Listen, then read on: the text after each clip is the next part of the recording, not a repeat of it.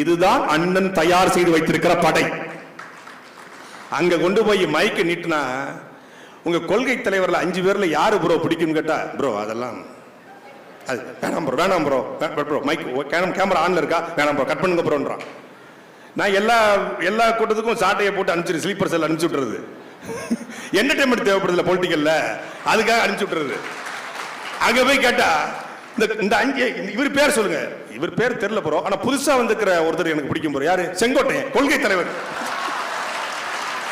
அப்புறம் இந்த இல்லங்க உங்க கட்சியில இருந்து ஒருத்தர் ஈரோட்ல கொள்கை தலைவரா இருக்காரு, ஈரோட்ல செந்தில் பாலாஜிங்கிறான். யோ செந்தில் பாலாஜி திமுகயா? அப்ப ஈரோட்ல பெரியார். ஆமா பெரியார், ஆமா அவர் எங்க கட்சியில தான் இருந்தார் அப்படிங்கிறான். இப்படிப்பட்ட ஒரு கூட்டம் நீங்க எத்தனை லட்சம் வாக்கை வாங்கினாலும் அது குப்பை, அது சோசியல் டஸ்ட்.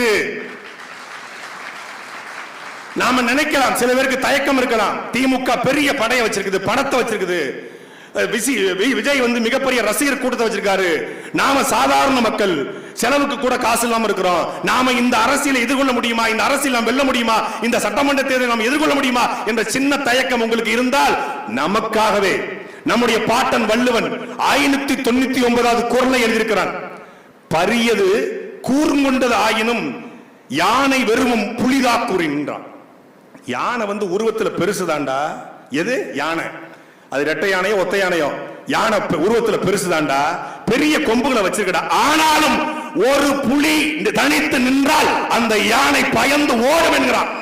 ஒரு புலிக்கே யானை ஓடும்னா இந்த மாதிரி ஒட்டுமொத்த புலி, அதுவும் விடுதலை புலி நிற்கும் போது ரெட்டை யானையில மொத்த யானை வந்தாலும் இந்த தேர்தல் களத்திலே அது வீழ்த்தும் என்ற நம்பிக்கையோடு நாம் களத்தில் இருப்போம். தம்பி ஹிம்லர் சொன்னது போல இந்த தேர்தல் களத்தில் இளைஞர் பாசறையுடைய முக்கியமான பணி என்பது வாக்குச்சாவடிகளை நாம் கைப்பற்ற வேண்டும். நாம் இங்க இருக்கிற ஒவ்வொருத்தரும் ஏதோ ஒரு வாக்குச்சாவடியில நாம் வந்து வாக்குச்சாவடி முகவராக இருக்க வாய்ப்பு இருக்கு. நம்ம வாக்குச்சாவடியில, இளைஞர் பாசறை இருக்கிற வாக்குச்சாவடியில 1000 வாக்கு இருந்தா 600 வாக்கு நாம் தமிழ் கட்சி என்பதை நாம் உறுதி செய்ய வேண்டும். கொள்கையை பேசி, அண்ணனுடைய கோட்பாட்டை பேசி நாம பேசிக்கிட்டு இருந்த நாம செயல்படுத்துறோமோ இல்லையோ, 2023 இருந்து கலந்தாய்வு போட்டு எனக்கு தெரிஞ்சு நானே ஒரு 4 ஷூ மாத்திட்டேன். கலந்தாய்வுக்கு போய் அவ்வளவு கலந்தாய்வு அடைஞ்சிருக்காரு.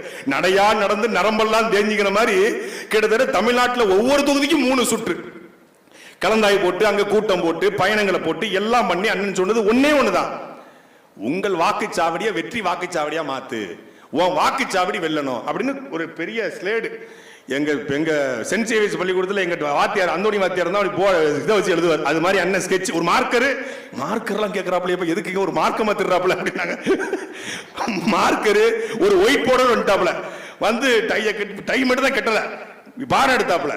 உன் வாக்குச்சாவடியில் 1000 ஓட்டு இருக்கா, அந்த 1000 ஓட்டு திமுக ஓட்டு போயிடும், அதிமுக ஓட்டு போயிடும். சரி எவ்வளவு வாங்கியிருக்கிற, இவ்வளவு, இப்ப நீ எவ்வளவு வாங்க போற, இதுக்கு நீ வேலை பார்க்கணும். அப்படி கிளிப்பிள்ளைக்கு பாடம் எடுக்க மாதிரி எடுத்து நமக்கு உன் வாக்குச்சாவடி வெற்றி வாக்குச்சாவடி அங்க கடைசியா ஒருத்தன் உட்காந்துருக்கான். அவன் கேட்டான், கூடத்துல இருந்து 1000 பேர் கேட்கல, கடைசி முக்கில் இருந்த ஒருத்தன் அண்ணன் பெச்ச கேட்டான். அவன் யாரு? தமிழ்நாடு ஐஎஸ்.